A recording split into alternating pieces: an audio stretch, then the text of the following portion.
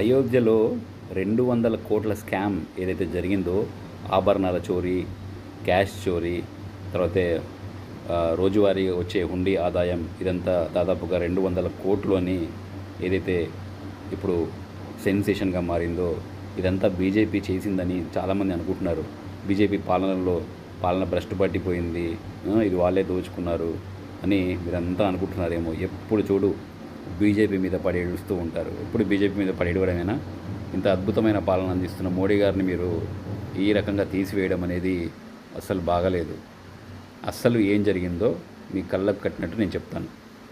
అక్కడ ఉన్న ఈ 200 కోట్ల సంబంధించిన ఆ విలువైన ఆభరణాలు కానీ, రోజువారీగా వచ్చే హుండీ ఆదాయం కానీ, ఇంకా విగ్రహాలు కానీ, ఇవన్నీ తీసేసి మన మోడీ గారు జాగ్రత్తగా సీక్రెట్ అంటే కాన్ఫిడెన్షియల్ ప్లేస్లో పెట్టించారు. ఎందుకంటే ఆయనకు ఒక ఇంటెలిజెన్స్ నుంచి ఒక ఇన్ఫర్మేషన్ వచ్చింది. పాకిస్తాన్ వాళ్ళు ఇవన్నీ కాజేయడానికి కుట్రలు పన్నారంట. ఆ ఇంటెలిజెన్స్ ఇన్ఫర్మేషన్తో ఆయన అధికారులందరినీ అప్రమత్తం చేశాడు. అధికారులందరూ అప్రమత్తం అయిపోయి అదే అనడానికి కూడా రావట్లేదు. అది అయిపోయి, ఎందుకంటే వాళ్ళు ఎప్పుడు అవ్వరు కదా, అందుకే మనకు అది నోరు తిరగదు.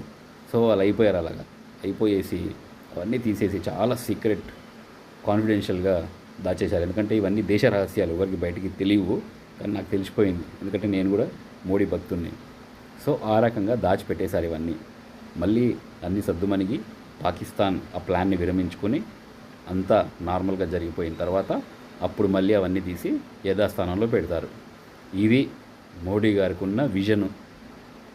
ఆయన లీడర్షిప్ అంటే మీరు అసలు ఏమనుకుంటున్నారో అర్థం అవ్వట్లేదు.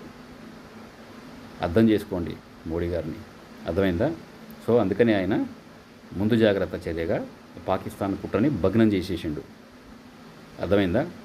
ఇది మీకు ఇంకా తెలియాలంటే ధురంధర్ 3 అది వస్తుంది కదా, దాంట్లో ఇవన్నీ మీకు చూపిస్తారు.